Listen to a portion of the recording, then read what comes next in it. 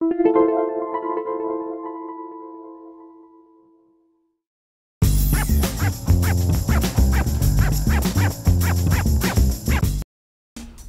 to My Long Island TV.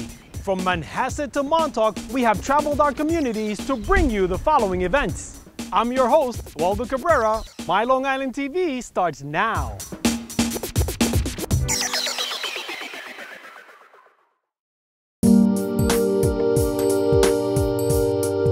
We're in the town of Southold at the Custer Institute, which is Long Island's oldest public observatory. It was established in 1927. For the past 33 years, we've been holding an annual astronomy conference that is quaintly termed the Jamboree. Custer is one of the few public observatories on Long Island, meaning one that isn't operated by a university or a private concern. We're a 501c3 nonprofit.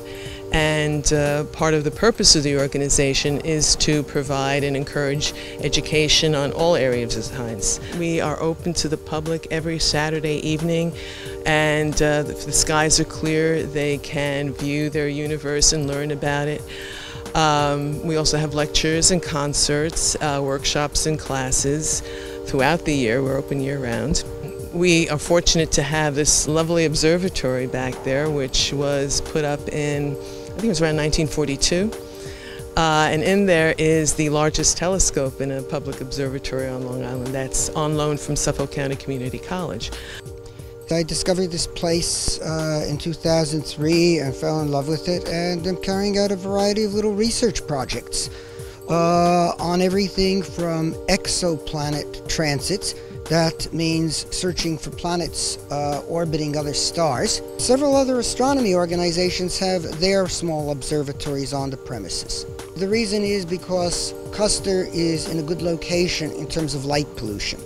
If you go to, say, Merrick or Belmore, okay, and you look around at the sky, you won't see anything very dim because the amount of light pollution from street lights, city lights, shopping malls, and so on is so bad that it's obscuring everything. And Custer, we have agreements with the town to keep the light low. The town has classified the land around here as preserved, green land.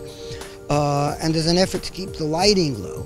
And we're in one of the dark areas on Long Island where you can actually see the sky at night. You look up here, you can see the Milky Way on a clear night. There's a scope in the dome that's often used for public viewing on Saturday nights. It's a big 25-inch reflector.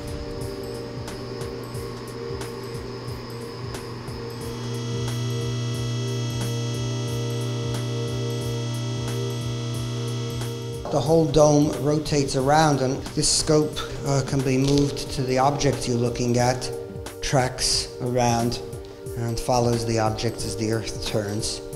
What is in there is a large mirror. It's a 25-inch, almost a 1 meter, just shy of a meter, mirror. And it's curved, so the light comes in from the top, hits that mirror, and that mirror, because of the curvature, acts like a lens. It focuses the light to a narrower beam which hits that flat mirror. Then from that mirror, which is a slight angle, the light beam bounces and converges right into where my finger's coming, into here. Inside here, there's a mirror or prism at an angle, which simply redirects that beam of light into the eyepiece, and then the light goes through the eyepiece, it comes out, and that's where you put your eye, right over here. If you're looking for a very dim but broad object like a nebula, say the Orion Nebula, which is quite big, you'd use a wide-angle eyepiece. And that'll give you a very bright image that's a bit wider so the whole nebula can be seen. If you have a planet, say a distant planet like Neptune, which is very small but you want to actually see its disk, you'd put in a high magnification eyepiece. This is a shed with roll-off roofs. The roofs open up. You can see the roof rolled off in the rolled-off position for observing, and Rico's giant binocular telescope. This telescope is particularly good for viewing planets. It just gives a lot of contrast because of the use of two eyes. But you can see things hundreds or thousands of light years away. The Orion Nebula is very bright and looks real good in that scope. This system is a completely automated, computer-controlled telescope. It is accessible by the internet. For example, one of our students who is studying Epsilon Originae, that's the system with the 20-year eclipse, can actually log on from his home and access this telescope and take images.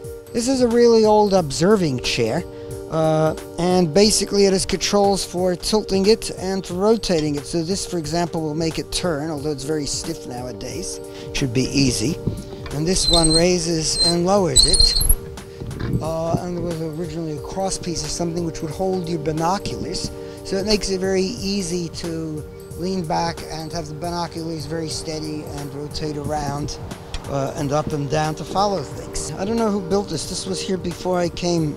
Looks like it's been here at least 30, 40 years, maybe longer.